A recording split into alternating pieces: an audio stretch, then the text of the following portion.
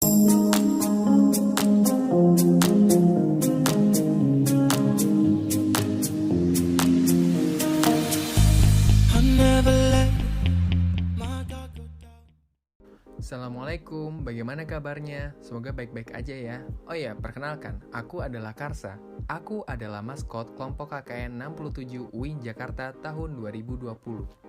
Nggak kerasa ya, udah 5 bulan pemerintah menyuruh kita untuk tetap di rumah aja semenjak pandemi melanda Indonesia. Walau begitu, masih banyak tuh orang-orang yang keluar rumah untuk sekedar ngumpul-ngumpul sama temennya, nongkrong-nongkrong di pinggir jalan.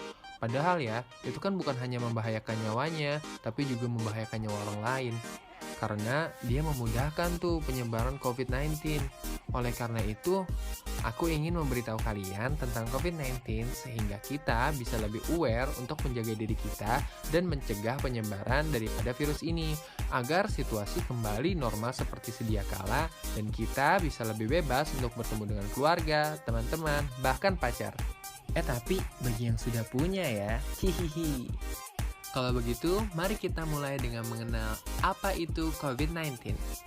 COVID-19 atau Coronavirus Disease 2019 adalah penyakit menular yang disebabkan oleh Severe Acute Respiratory Syndrome Coronavirus 2 atau SARS-CoV-2 merupakan coronavirus jenis baru yang belum pernah diidentifikasi sebelumnya pada manusia. Ada setidaknya 2 jenis coronavirus yang diketahui menyebabkan penyakit yang dapat menimbulkan gejala berat, seperti MERS yang terjadi pertama kali di Arab Saudi pada tahun 2012 dan juga SARS pertama yang terjadi di Cina pada tahun 2002. Tanda dan gejala umum infeksi COVID-19 antara lain gejala gangguan pernapasan akut, seperti demam, batuk, dan sesak napas. Sementara masa inkubasi rata-rata 5-6 hari dengan masa inkubasi terpanjang 14 hari. Masa inkubasi adalah jangka waktu antara terjangkitnya virus dengan munculnya gejala penyakit. Oleh karena itu, pemerintah menyuruh kita untuk tetap di rumah aja minimal 14 hari setelah kita berinteraksi langsung dengan orang lain.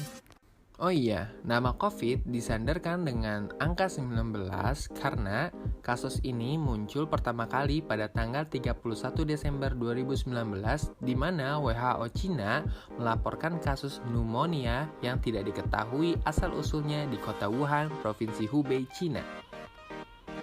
Pada tanggal 7 Januari 2020, Cina mengidentifikasi kasus tersebut sebagai jenis baru dari coronavirus.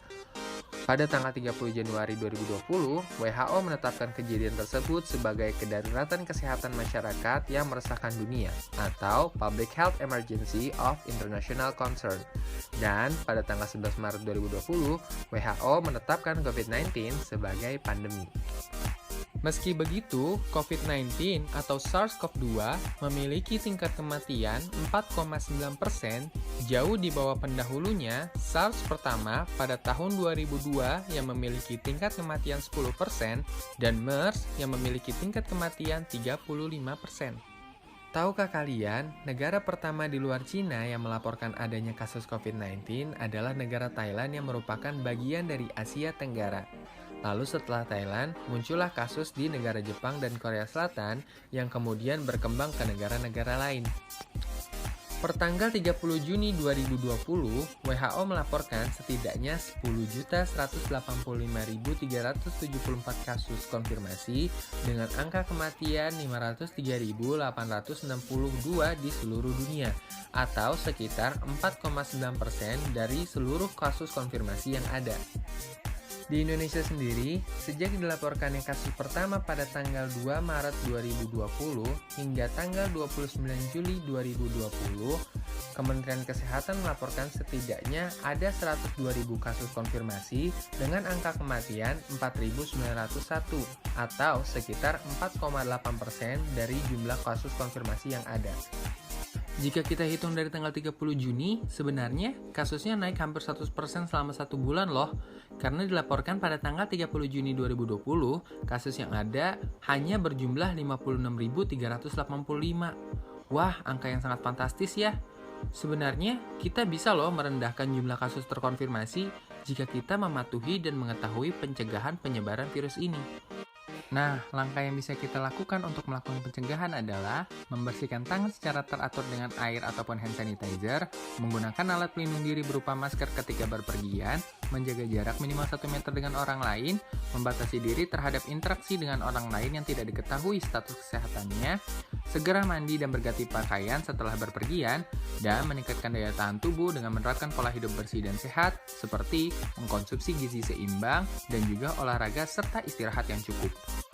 Mari sama-sama kita lakukan langkah pencegahan ini untuk menekan angka penyebaran virus corona. Terima kasih sebelumnya. Wassalamualaikum warahmatullahi wabarakatuh.